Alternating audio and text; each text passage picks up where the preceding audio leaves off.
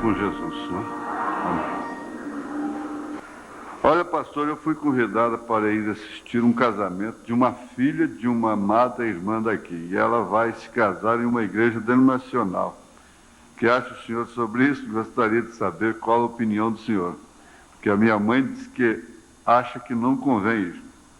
Se a sua mãe é espiritual, é uma mãe cristã verdadeira, obedeça sua mãe e pronto. Não é verdade? Obedeça sua mãe, simplesmente isso. Acho que ninguém melhor para você se orientar nesse sentido que a sua mãe. Agora, eu entendo a pergunta. Será que realmente, doutrinariamente, está errado? Minha mãe está certa, tem razão? Será que ela entendeu isso certo? Ela pode ter, não ter entendido certo, né? Eu não sei, às vezes o filho e a filha é mais bem-aventurado em obedecer uma mãe, estando mesmo ela errada, do que seguir em frente, né? Esse é o grande mal da era que nós estamos vivendo. Agora, doutrinariamente, nós chegamos à conclusão que quando a pessoa é obrigada, é posto dever, a mulher casada, o marido quer que ela vá, então nós tivemos até um dilema muito sério sobre isso, desespero. Então o profeta disse que ela deve ir. Agora, quando não é obrigada, é com você. Dependendo da sua idade, eu deixaria. Eu, no lugar de sua mãe, deixaria por conta de você. Porque se você está com vontade de ir, né? Quer ir,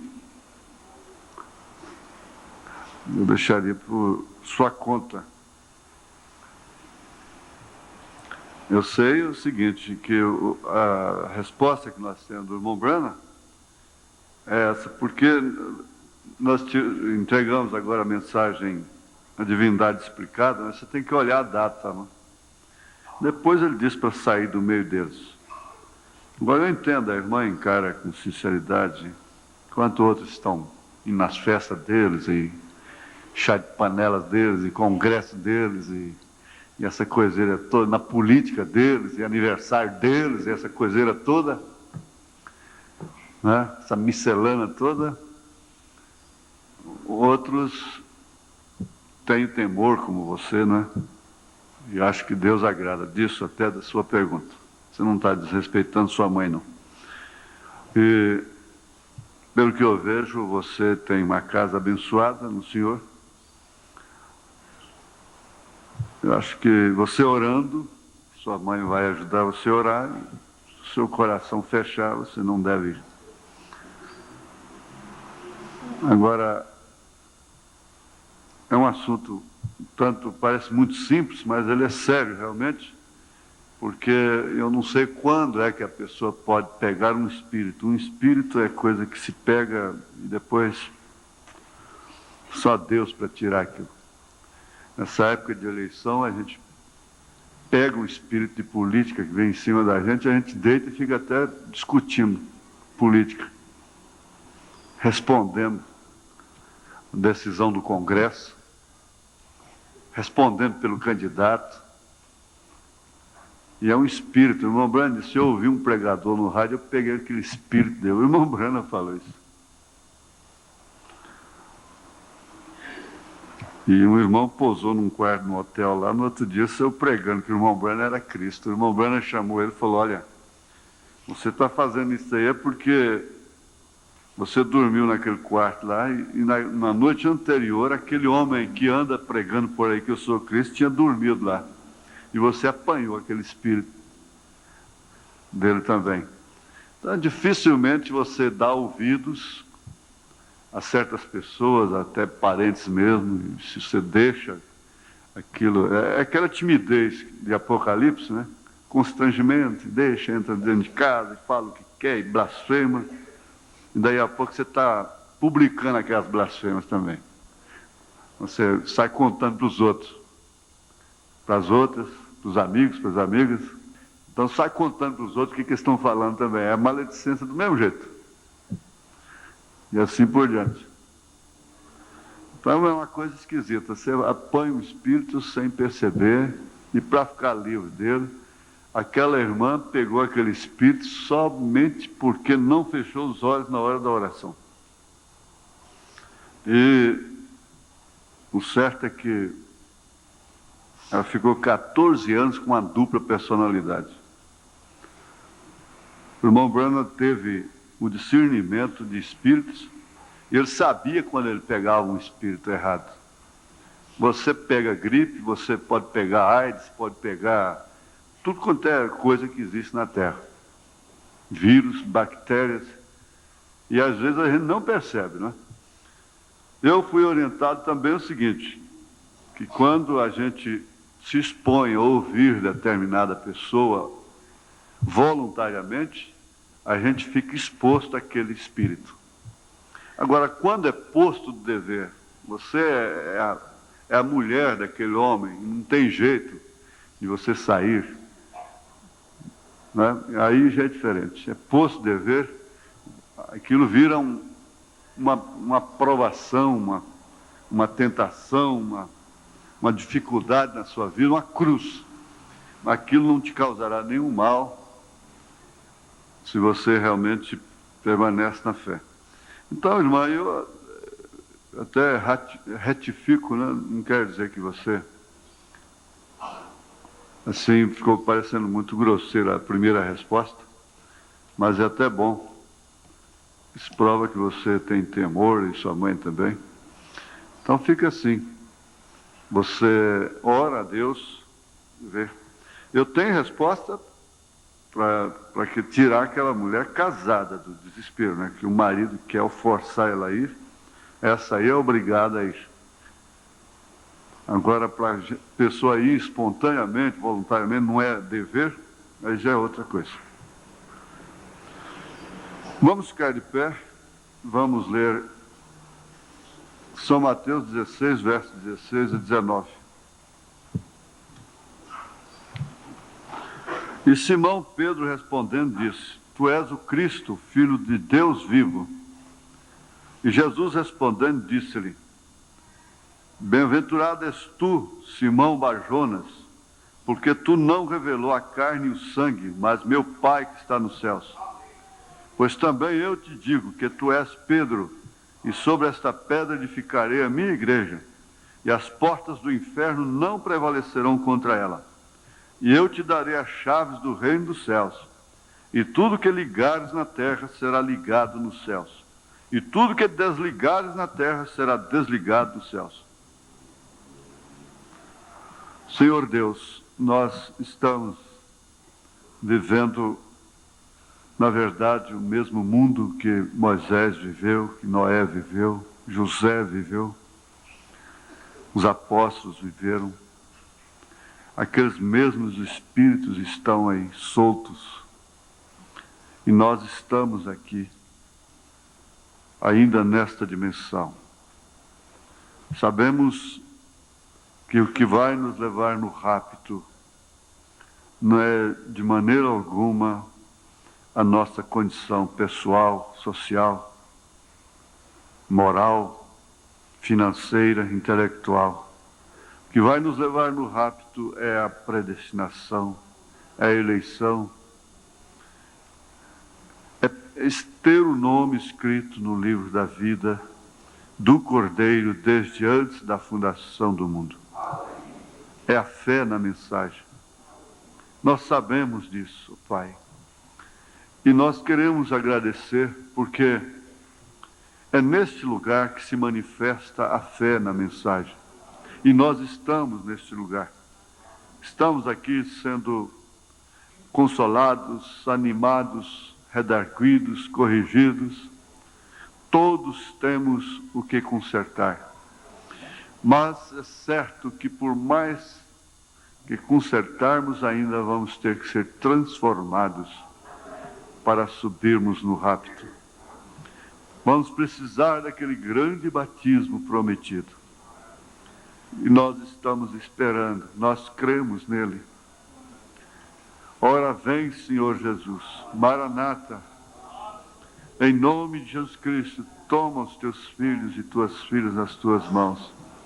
Resolva o problema dessa irmã que escreveu fazendo essa pergunta. E de todas as perguntas, todos os pedidos de ajuda, em nome de Jesus Cristo, nós te agradecemos estas bênçãos. Amém. Amém. Assentai-vos, irmãos. Nós vamos lembrar do estudo de quarta-feira passada, quando aprendemos que a revelação das 7 eras, dos 7 selos, é, sem dúvida alguma, o fundamento doutrinário que não permitirá que nós caiamos no engano, sejamos enganados. Agora, enganados não quer dizer pessoa que tomar um dinheiro e ser enganado num negócio material. Ser enganado que uma pessoa é uma coisa e vai ver é outra. Eu, por exemplo, gostaria que eu fosse pelo menos a metade do que o povo pensa que eu sou. O povo que me considera, não é? Eu diria mesmo, se eu encontrasse um homem que fosse realmente aquilo que o povo pensa que eu sou, ou que pareço ser, eu daria até minha vida para deixar ele no meu lugar. Isso é certo? E nessa dimensão você vai ter aquele que você vai chamar de miserável. Miserável homem que sou. Você vai ter aquele que você vai dizer assim, deste eu me envergonho. Eu estou citando, você sabe quem é, né? A Bíblia, Paulo.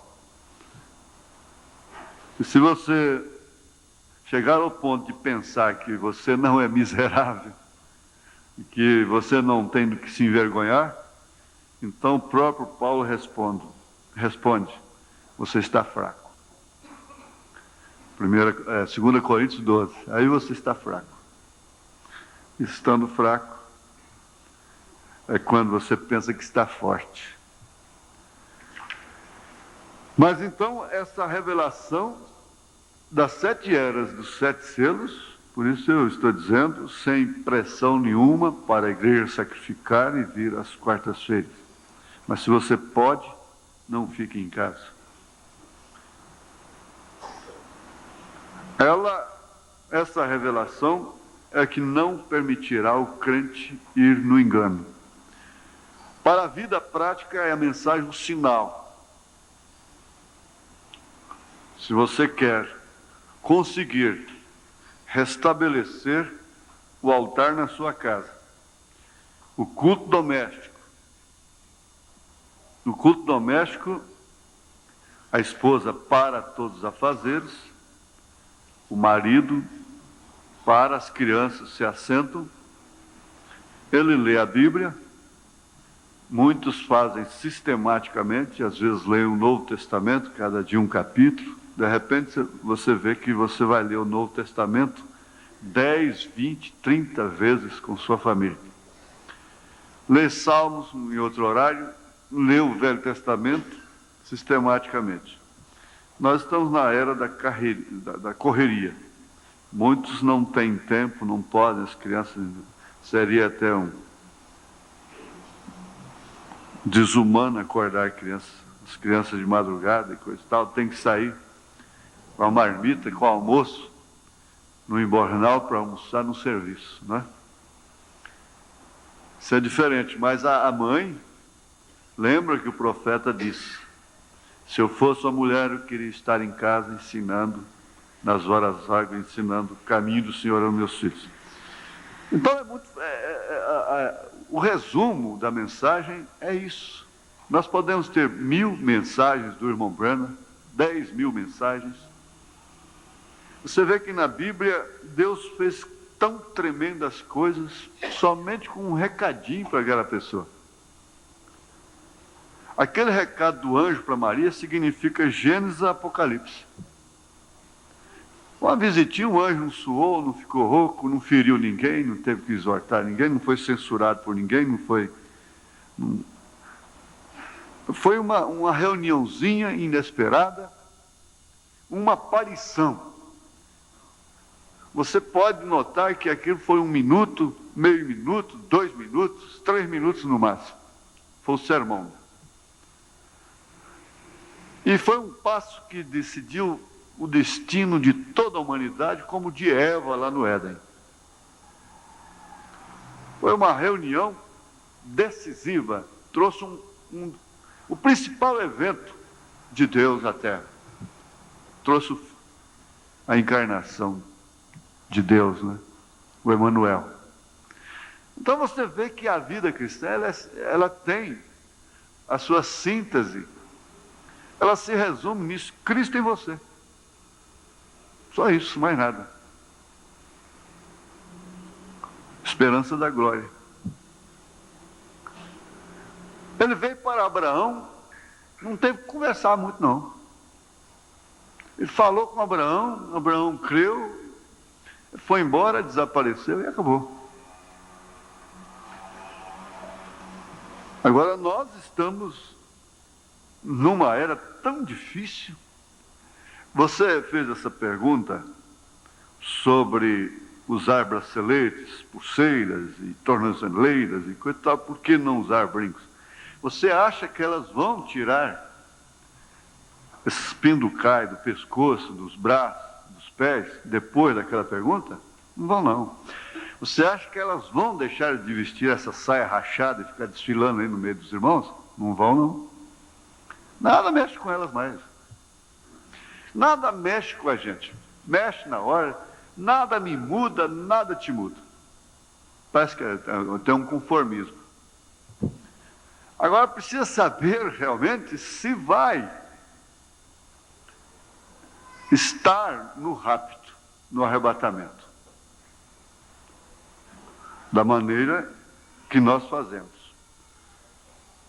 Você pode notar que a pessoa obediente, o filho obediente, você não precisa estar batendo nele, falando todos os dias.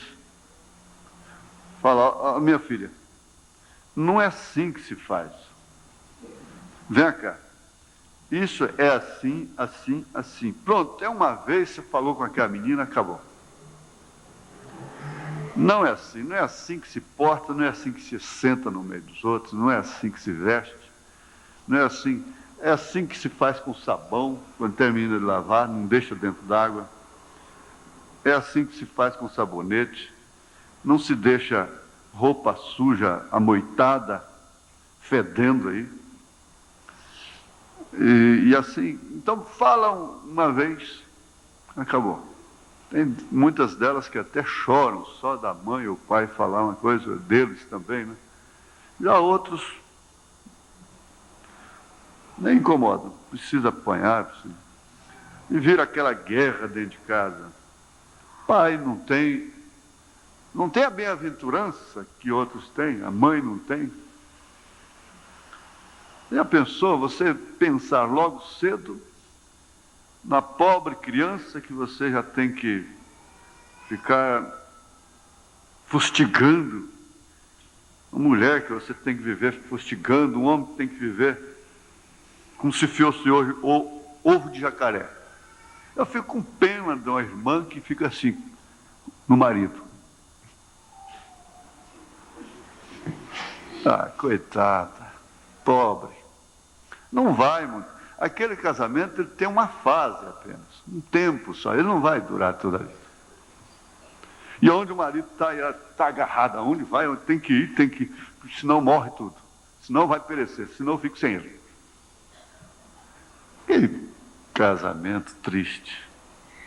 Vai envelhecer antes do tempo, vai adoecer, e causa um trauma dentro de casa, de filhos, filhas sofrem a influência daquilo. Um marido que sai até na esquina e fica escondido atrás do poste.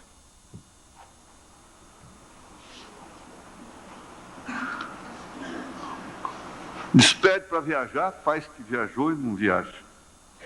Chega lá, bota uma barba postiça, um bigode postiço, um óculos escuro, calça uma bota, uma botona aqui uma camisa de couro, um chapéu de couro, fica encostado lá no ponto de ônibus, lá olhando, ver se entra alguém na casa dele. Isso é casamento? Paulo chegou a dizer assim, Deus tem misericórdia de quem ele tem misericórdia. Compaixão de quem ele tem compaixão.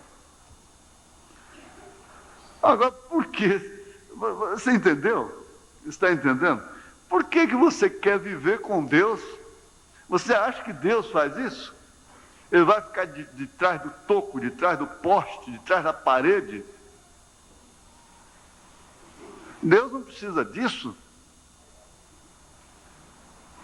Muito especialmente com sua esposa, com sua noiva, com seus eleitos.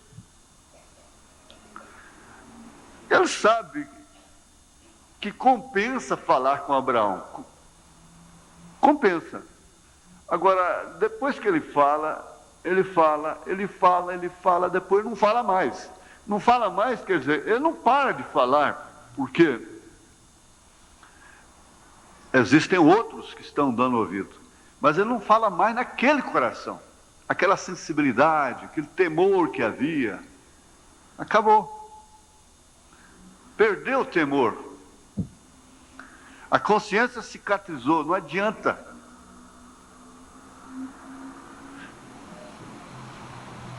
Por isso que eu digo, não pense que vai mudar, não. Ele disse, eu prego 30 anos aqui, ainda tem irmãs que cortam seus cabelos. A igreja de Irmão Brenner, lá no tabernáculo de Jacksonville. Ele disse, eu prego aqui há 30 anos, ainda tem irmãs que cortam seus cabelos. Uma irmã disse, mas não é uma dificuldade muito grande, um tropeço para a igreja, essas irmãs mostrando seus joelhos? Ele disse, isso é uma desgraça, irmão. Ele disse, isso é uma desgraça. O termo que ele usou foi esse, isso é uma desgraça. Pesado o termo, né? Isso é uma desgraça. Ele disse, eu tenho feito tudo o que eu posso, eu tenho pregado, a senhora tem ouvido, em outras palavras, a senhora tem me acompanhado, o que a senhora quer que eu faça? Se a senhora souber um mês, a senhora me ensina, porque o que eu sei eu já fiz. Isso quer dizer, elas não vão mudar. Eles não vão mudar.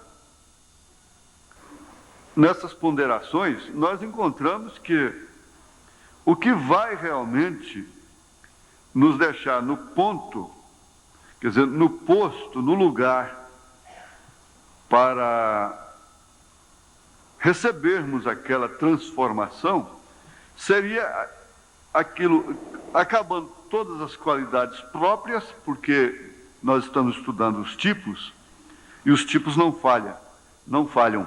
O que aconteceu com Abraão e Sara foi exatamente isso. Eles foram cada dia mais acabando a qualidade, as condições próprias. Isso não quer dizer, bom, então eu posso virar o mundo de cabeça para baixo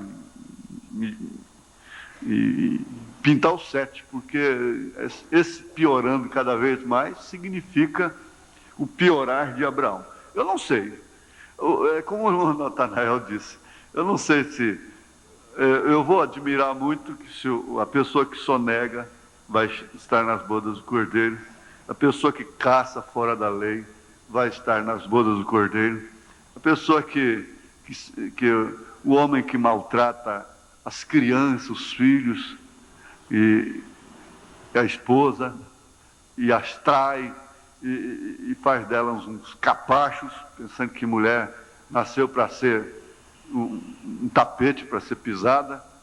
Eu não sei como que esses homens vão. Eu vou admirar muito de encontrá-los lá nas bodas do Cordeiro. Essas mulheres, etc, não precisa estar citando coisas, e pensar de chegar lá nas bodas do Cordeiro.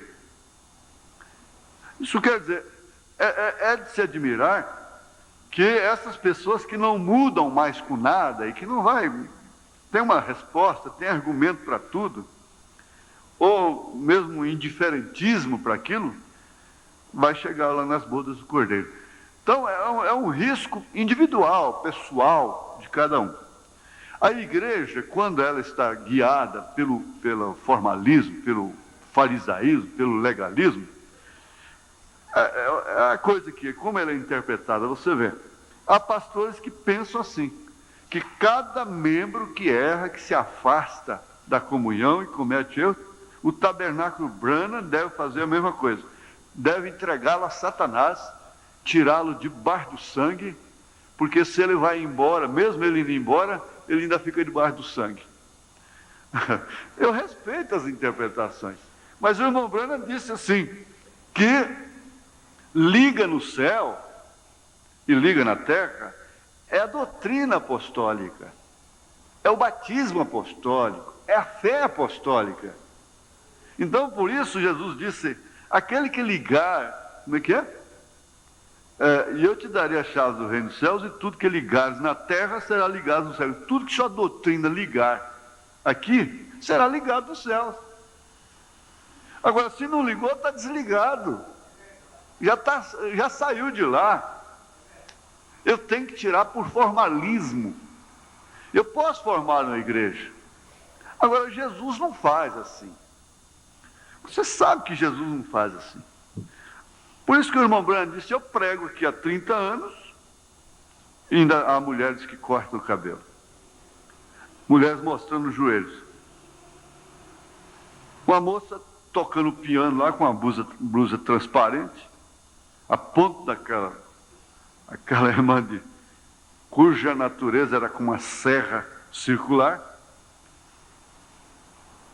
censuraram o pastor, o profeta, irmão Branham. Então, ele podia fazer uma igreja, como muitos querem fazer, dentro da mensagem muçulmana. Eu não falo em termos de criticar, mas pelo que eles conseguem, essa doutrina da avó Rosa. Elas não têm acanhamento de sair na rua com aquela saiona comprida, mas não é esse vestidão da moda, esse longo da moda, não, é religioso mesmo, todo mundo sabe que aquilo é religião.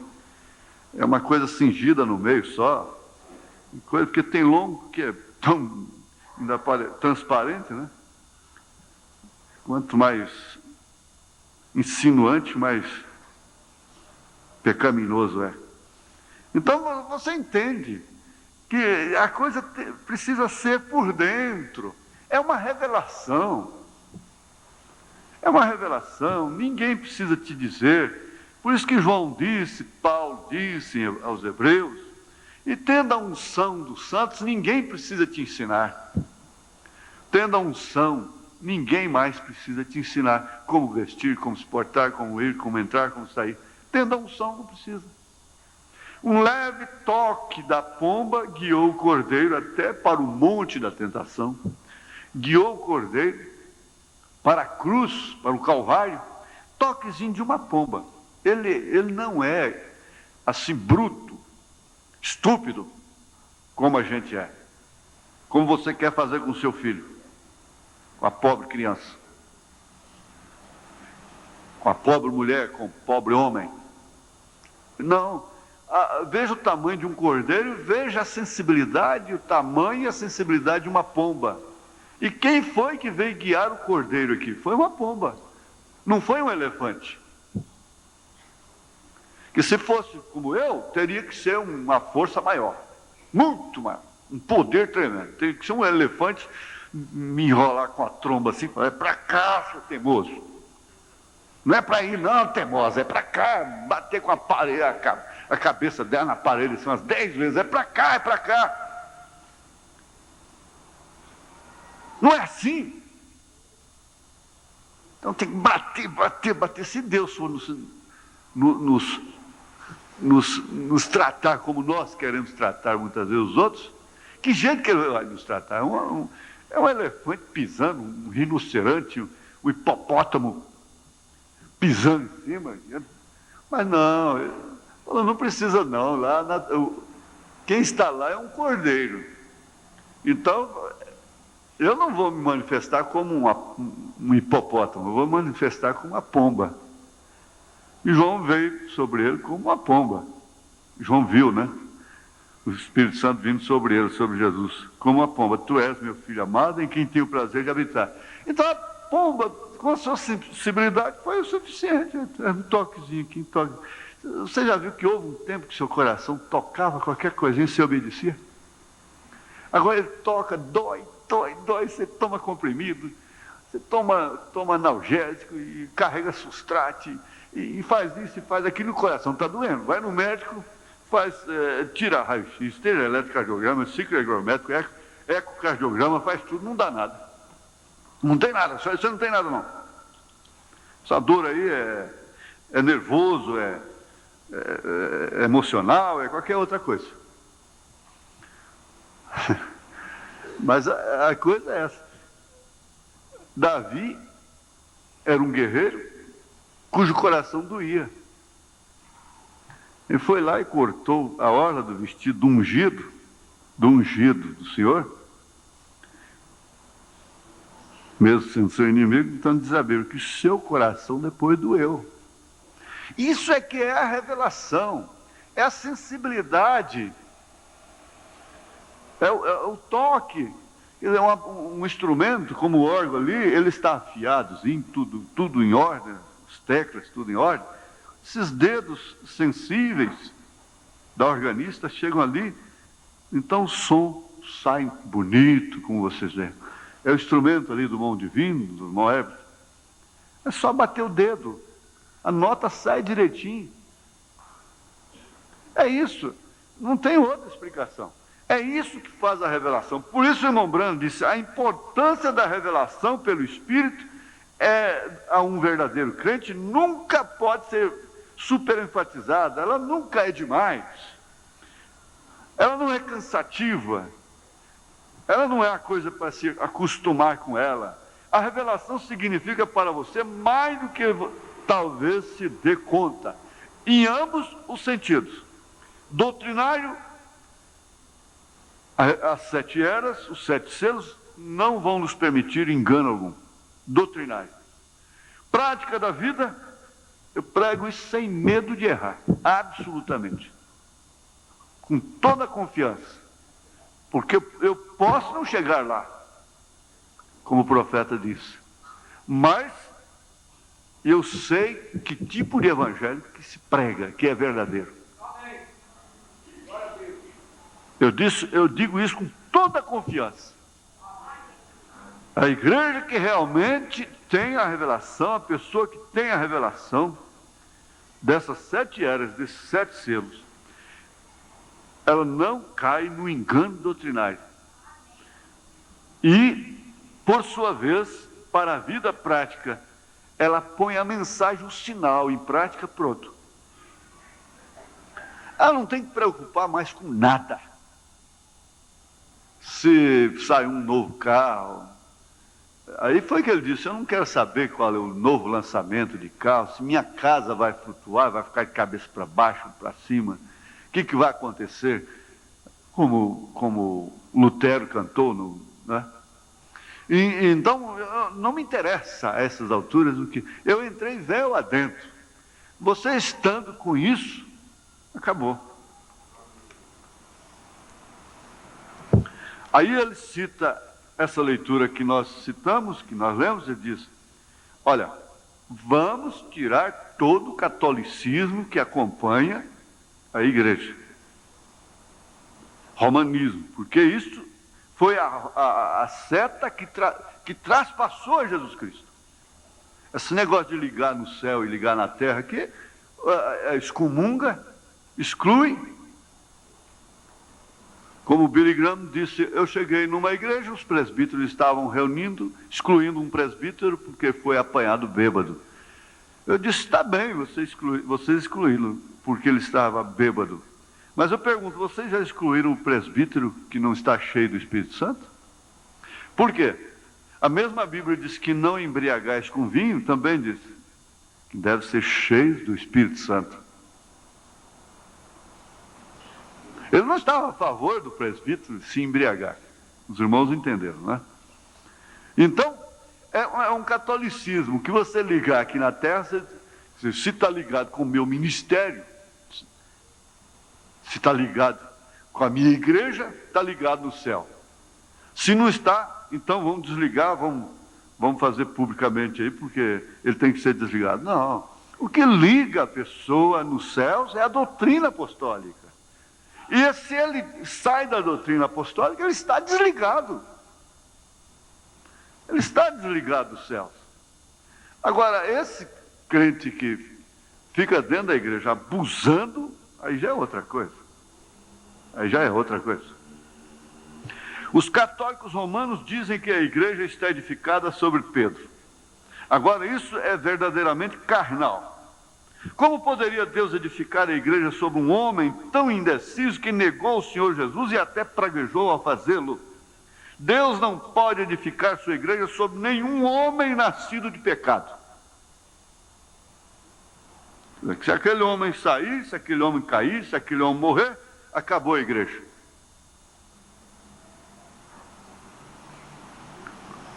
Eles esperaram. Eu encontrei em 73 o Tabernáculo Branham com 70 membros. Irmão João Martins diz, olha, nós crescemos tanto, os pastores da América, que nós nem precisamos do profeta mais. Ele, numa autocrítica, né? Disse, americano não precisa de profeta mais. E havia essa crítica, não é assim, censurando, condenando, mas é para advertência apenas. Havia uma reunião de pastores que se reuniam em Jeffersonville. Eu assisti lá essa reunião para ouvir fita do irmão Branham. Os pastores todos sentados ouvindo fitas do irmão Branham. Passa até filme do irmão Branham. Então isso para eles, viajar tantas milhas, 2.000 milhas para ouvir fita do irmão Branham, isso eu ouço em casa. Acabou a reunião. Quer dizer, viajar do norte, do sul, para vir a um encontro. Não, desse jeito eu não venho mais, não. É assim, é desse jeito. Desse jeitinho. Resultado, não tem mais. Acabou. Mas eles esperaram 3 dias. E o irmão Branham ressuscitaria. Não deu. Depois esperaram 7 dias. Depois foi indo, foi mudando, foi para 73, 77. E com isso só ia caindo gente. Caindo. Cadê as multidões que superlotavam as reuniões do irmão Branham? O homem morre. O homem passa. A palavra que não passa. A palavra que não passa. Então você está sujeita a ficar sozinha. Sozinha. Por outro lado, nós temos irmãos que vivem, agora mesmo, o irmão Edeni veio lá do Oco do Mundo, para lá do Xingu. E lá eles estão, não comem outra coisa. Se não tem, então não come. Pronto. Então nós ficamos sem comer. Você está sujeito a ficar sozinho. Agora, nós, quando temos fartura, nós ficamos enjoados. Nós repunamos à toa. Nós ficamos cheios de não me toque, não me toque. Você vê, a gente vê hoje esposa nova ainda, que era uma casa com o marido, aquela coisa. Eu fico pensando assim, olhando, falando, meu Deus, se ela tivesse aqui para ver, ela daria 1000 graças. Aí daí a pouco você vai olhar o marido e dizer, mas se ele tivesse para ver esse quadro aqui, ele se envergonharia. Quer dizer, nós ficamos assim, sensíveis, sentimentais, emburradores, qualquer coisa está emburrado, está amuado, está aborrecido, está ressentida, está pedindo satisfação. É assim, é humano. Daí a pouco a casa cai, o negócio vira tudo de perna para cima, e você vai dizer, eu joguei tudo fora, eu não fui sábia. eu não tive a inteligência real e verdadeira que eu deveria ter. Por quê? Edifica a sua fé sobre sentimentos, sobre homem, sobre razões. E ele disse: Deus não pode edificar sua igreja sobre nenhum homem nascido de pecado. Por isso que a grande igreja está aí, casada com o Estado, como Jezabel estava casada com Acabe. Casada, veja, Jezabel tinha o poder de Acabe, mas não tinha o poder de Deus. Herodias tinha o poder de Herodes, mas não tinha o poder de Deus. E a igreja tem o poder do ouro e da prata, tem o poder do Estado, mas não tem o poder de Deus. Por isso seus súditos sucumbem cada dia que passa. Olha, o que eu fico admirado. O povo saindo daquela maneira, vocês estão enganados. É um blá blá blá, aquela coisa mais horrível que existe lá. E conversa na hora da mensagem, e troca ideia, e é bilhetinho para lá, e é conversa para cá, e não para nos lugares, e glória a Deus, aleluia! Não é, irmã? Pois é, você vê, ela comprou e não pagou, não é, irmã? Glória a Deus, aleluia! E assim por diante. Então ele estava admirando. Eu falei: olha, sabe por quê, irmão? É porque esse povo crê no profeta. Porque eu pelejei para ter isso aqui antes da mensagem, mas não dei conta não. Mas quando chegou a mensagem, acabou o assunto. Ele estava com os olhos cheios d'água aqui no fim daquela palestra. Ele falou comigo depois, falou: olha, eu falei: rapaz, você fica brincando com fogo, você acaba sendo queimado, hein?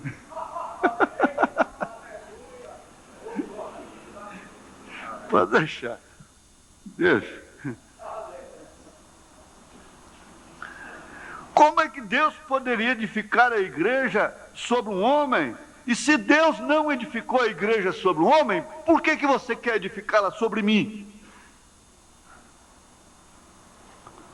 Por que você quer edificar a sua fé sobre Joaquim? Sobre Manuel, sobre Roque, Aprígio, Tibutino, seja quem for? Não. Aí que está o engano do inimigo. Eles pensam que essa igreja, ela vai se desfazer por qualquer sacudida de folhas que eles derem. Não. Não vai não. Se Joaquim descer, desce como ele subiu. Ele subiu na porta do mercado. Ele subiu humilde, então ele pode ser humilhado, pode ser desmascarado, pode ser receber o que ele merece. Ele desce do jeito que ele subiu. É como é dito, se o presidente tivesse subido como ele desceu, ele teria descido como subiu, sem arrogância, sem aquela vaidade. Então, qualquer tempo que um homem como nós, como esses homens descerem, qualquer um deles vai descer como subiu humilde, humilhado. Isso aqui é o mais importante de tudo. Ora, se Deus não edificou a sua igreja sobre nenhum homem, e nem mesmo sobre a pessoa de Jesus Cristo, nem mesmo sobre a pessoa de Jesus Cristo, por que os homens querem fazê-lo? Os protestantes querem edificar a igreja sobre Jesus, enquanto os católicos edificam sobre Pedro, mas isso não é sobre o indivíduo, sobre a pessoa, nem mesmo de Jesus Cristo, nem mesmo de William Branham. É sobre a revelação. Aí, minha filha, eu quero ver quem te tira da palavra, e eu quero ver quem te tira deste lugar.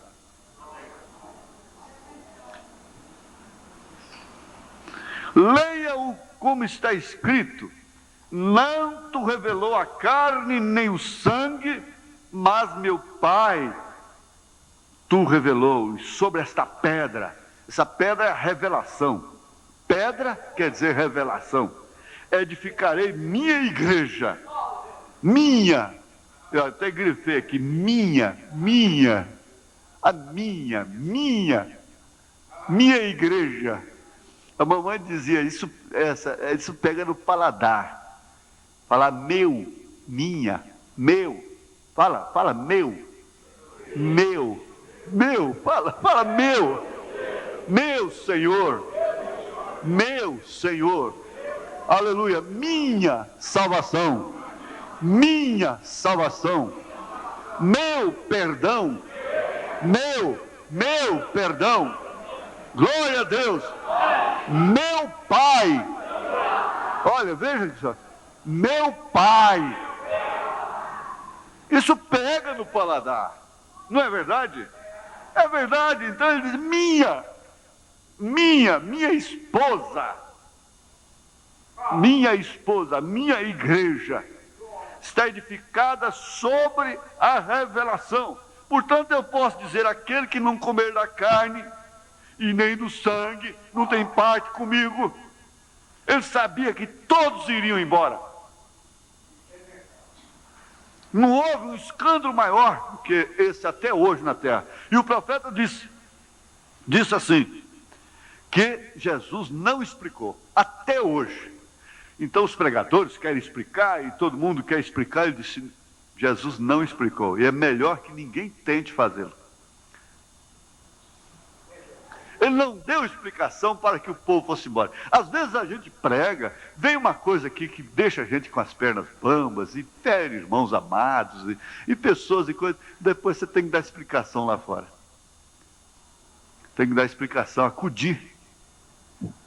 Então, aí você saiu, você não sabe como explicar. Ô, irmão, então eu errei, você me perdoa, o que eu vou fazer? Eu sou um falso, então, porque... Não é? Espera aí, minha igreja está edificada na rocha.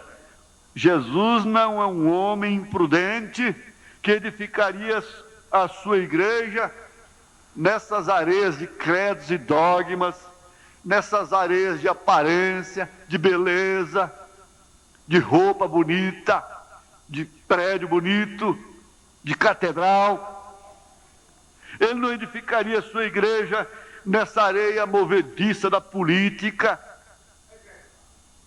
Ele não edificaria a sua igreja sobre ouro, sobre prata, porque ele é um homem prudente. E ele próprio diz que o homem prudente edifica a sua casa na rocha. E essa rocha é a revelação.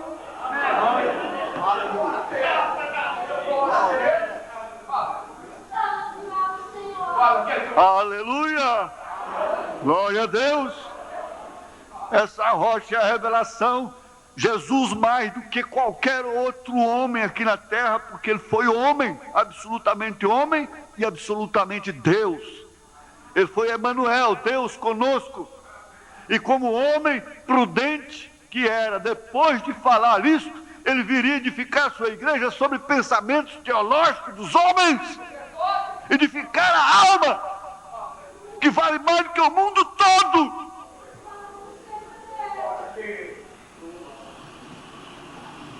Não. Jesus Cristo nunca fez isso, jamais faria. E nenhum mensageiro verdadeiro levaria a sua fé para qualquer coisa a não ser para esta rocha, para esta revelação. Porque ele sabia que os ventos viriam, as tempestades viriam, as intempéries viriam, as contradições viriam, os choques viriam, mas ela permaneceria firme. Alguém disse: o amor é eterno. Eterno por quê? Ele é eterno realmente. Ele não se desgasta com o tempo.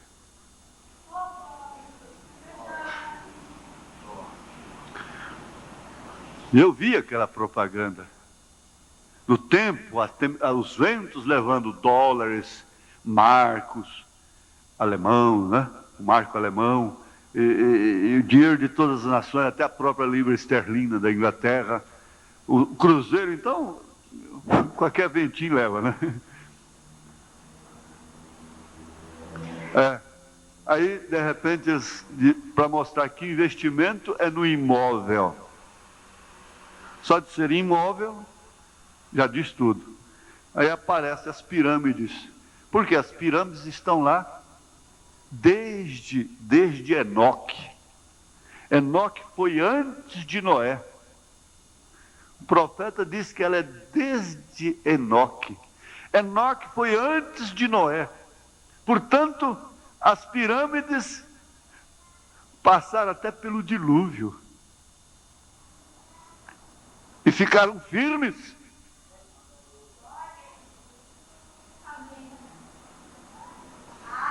Eu estive há algum tempo atrás, Haroldo sabe mais ou menos que tempo. Quando é que o senhor morou lá embaixo, Haroldo? Lá do outro lado do rio? 75. Eu estive lá. Aí o irmão Haroldo estava estudando a possibilidade de mármore lá. Não sei se ele se lembra disso. Tem uma rocha lá, não tinha? Mas acontece o seguinte, que uma rocha daquela lá, às vezes ainda levaria quase que 1000 anos para dar um mármore perfeito. Uma história assim. Ou que ela já tinha mais de 1000 anos que estava ali. Gente, a igreja está edificada sobre a revelação, sobre o assim diz o Senhor, e o assim diz o Senhor é a rocha de Deus. Passarão os céus e a terra, mas a minha palavra não há de passar. Como soube Abel que devia fazer para oferecer um sacrifício perfeito a Deus? Ele não estudou teologia. Não tinha nenhum sacerdote de colarinho clerical ali para ensiná-lo. Porém, por fé, ele recebeu a revelação do sangue, ainda que tivesse um mandamento. Assim sendo, não podia oferecer um sacrifício perfeito. Foi a revelação de Deus o que fez a diferença e concedeu a Abel a vida eterna. Foi isso que faltou a Caim. E Caim ofereceu culto também. Por sinal, até mais bonito.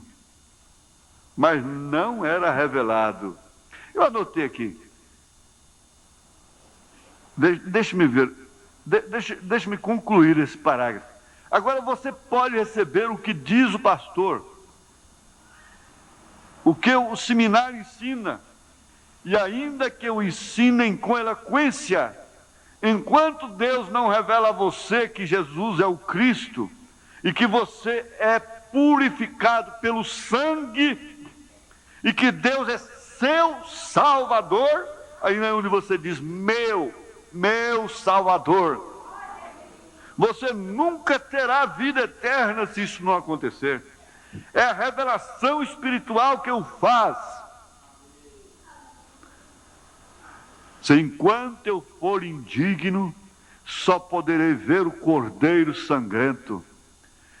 Não poderei ver o leão, porque isso me causaria morte. Este eu só posso ver depois de glorificado. Enquanto eu for indigno, isto quer dizer, enquanto eu estou nessa carne, nesta dimensão, só poderei ver o cordeiro sangrento. Isso se referindo a Apocalipse 5. Que João não podia abrir o livro, nem sequer olhar para o livro. Aí o ancião chegou e disse: não chore, João. Por quê? O leão da tribo de Judá venceu. Ele anunciou um leão que é rei, e de fato é o que Jesus é. Mas João disse: quando olhei, vi um cordeiro sangrento com 7 pontas. As 7 eras, os 7 mensageiros das 7 eras. Ele não viu o leão quando ele olhou, porque a sua situação ficaria pior até. Da mesma forma ou pior. O povo disse: fale Deus com Moisés. E Moisés fale conosco para que não morramos. Não podemos encará-lo como ele é. Aí quando João olhou, Ele não viu o leão, ele viu um cordeiro sangrento, porque ele continuava homem, indigno. Por isso que enquanto nós estamos aqui, nós temos que olhar para o cordeiro sangrento. Ele está na intercessão. Ele é o cordeiro de Deus, que tira o pecado, que aniquila o pecado por revelação divina, por fé no seu sangue. Agora, quando esse cordeiro sangrento sair do trono da intercessão, aí é diferente. Ele vai reinar. Ele se casa, leva a sua esposa. Ele se casa, tem os 3 anos e meio das bodas do cordeiro. E aí então o que acontece? Ele volta e vai depor tudo quanto é presidente. Vai acabar PMDB, PT, vai acabar tudo isso. Vai acabar Partido Republicano lá dos Estados Unidos, vai acabar tudo isso. Agora é o partido do Senhor Jesus Cristo, só. É rei. É rei. Porque onde tem 1.500 cabeças, tem 1.500 ideias. Cada um dá um palpite. Ninguém conforma com ninguém. Ninguém. São rebeldes. Não tem humildade para aceitar nada. Quer prevalecer as suas ideias. Mas então, não. É um só pastor e um só rebanho. É um rei. Ele levantará o cetro, aleluia, do seu poder. É claro, é claro que enquanto nós estamos aqui, nós precisamos disto. Nós necessitamos, é uma circunstância, como você precisa comer, precisa tomar banho, precisa vestir, precisa ir no banheiro, precisa de transporte, precisa do médico, precisa da polícia, precisa do prefeito, precisa do governador, precisa do vereador. As cidades precisam ser cuidadas, administradas. Mas lá, que bênção, que bênção. Então não é por isso que nós vamos dizer, pois bem, então eu já estou lá, que apodreça tudo agora. Não, não é assim. O profeta disse, se você está fazendo sua casa, então coloque o tijolo. Ele disse, se eu soubesse que Jesus viria amanhã, eu estaria pregando hoje a sua volta. Vamos ficar por aqui, irmãos. E ainda que ensine com eloquência, enquanto Deus não revela a você que Jesus é o Cristo. Isso é comum. Ah, Jesus é o Cristo. O Cristo, o Cristo, o Cristo. Não, mas não é assim não. Isso aqui é uma coisa que não revela, não é a carne nem o sangue que revela. E que você é purificado pelo seu sangue. E que Deus é seu Salvador. Você nunca terá vida eterna se você não tiver essa revelação. É a revelação espiritual que o faz. Você não sabe. Quem fez ecocardiograma pode ter o barulho do nosso sangue aqui dentro, quando o coração faz pum, faz a sucção e a injeção do sangue, esse movimento. O barulho é como se fosse uma pia que você tira enche d'água e tira aquela tampinha de dentro, que tampa o cano de saída. Você tira, aquele aparelho ele tem uma capacidade tão grande, ele aumenta para você escutar. Então a gente está escutando o médico, põe um televisorzinho lá e você vê seu coração batendo. É a coisa mais bem feita que já foi feita na terra.